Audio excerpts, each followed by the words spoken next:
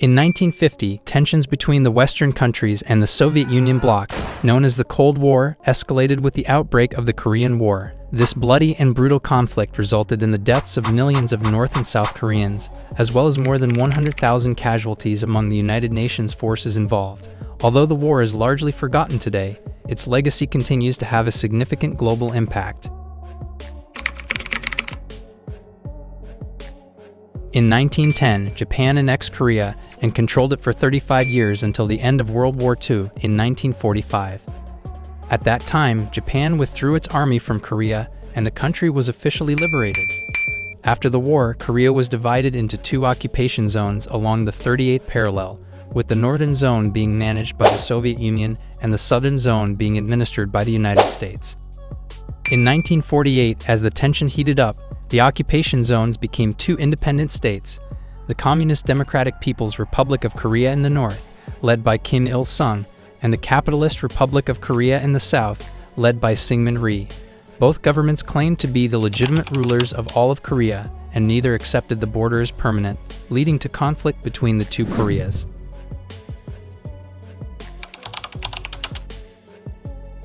In 1949, after the Communist Party of China, CPC, led by Mao Zedong, won the Chinese Civil War against the Nationalist Party, led by Chiang Kai-shek, the CPC sought to protect China from the spread of Western influence and capitalism in the region. To this end, the Chinese People's Liberation Army provided training to the North Korean Army, and the Soviet Union, under leader Joseph Stalin, supplied weapons to North Korea. Meanwhile, the United States withdrew its forces from South Korea, leaving the Republic of Korea Army to defend the country alone.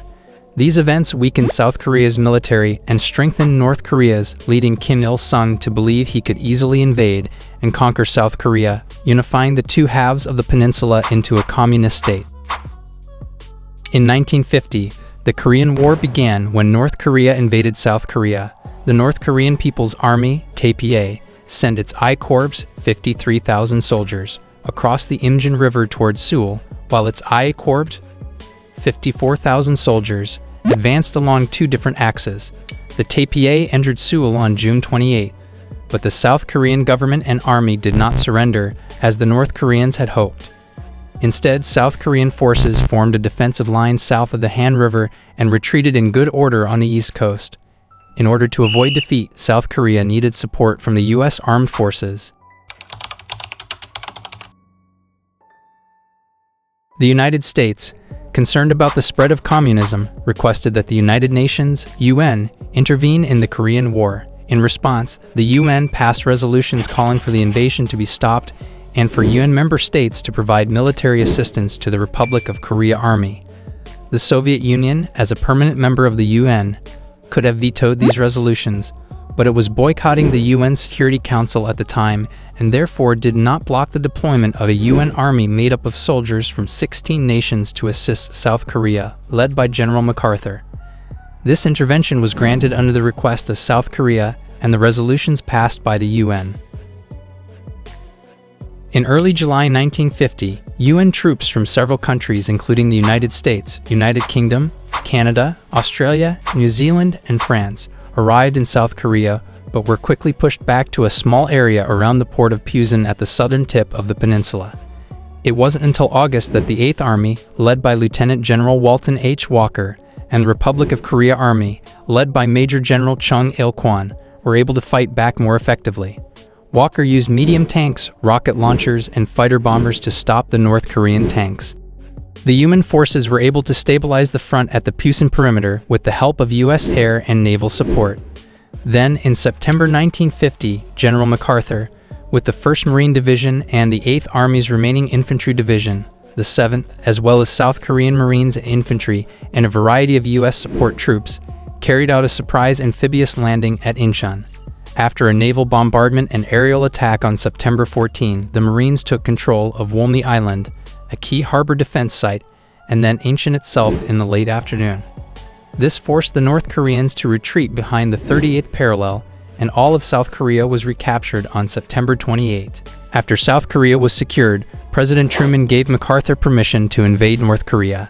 The UN, urged by the U.S. government, approved the move across the 38th parallel on October 7, 1950, with the goal of unifying the country under a non-communist government.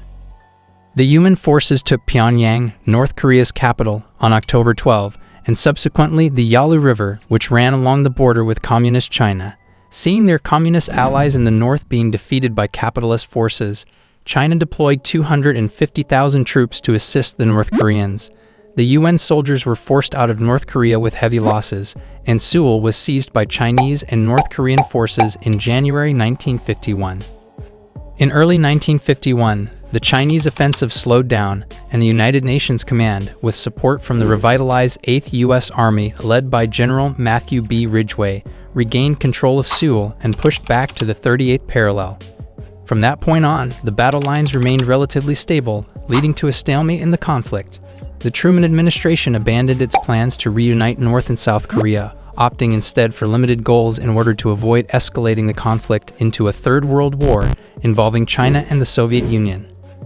When General MacArthur publicly challenged the Truman administration's handling of the war, the president determined that MacArthur was unable to fully support U.S. government policies and relieved him of command in April 1951, replacing him with General Ridgway. On December 2, 1952, President-elect Dwight D. Eisenhower traveled to Korea. He concluded that the United States could not indefinitely remain on a static front and continued to suffer casualties without any visible results. In an effort to bring an end to hostilities in Korea, President Eisenhower used a combination of diplomacy and military intimidation. On July 27, 1953, an armistice was signed, ending organized combat operations and leaving the Korean peninsula divided along the 38th parallel, much as it had been since the end of World War II. The armistice was not a peace treaty, and technically the Korean War has not yet been resolved. The two sides have remained in a state of ceasefire, and a demilitarized zone, DMZ, has been established along the border between the two Koreas to separate them. In the years following the armistice, relations between the two Koreas have been strained, with occasional flare-ups of violence and tension. On the Western Allies' side, the involvement in the war demonstrated its willingness to combat aggression and strengthened President Eisenhower's position in Europe as he worked to organize European military defense under the North Atlantic Treaty Organization.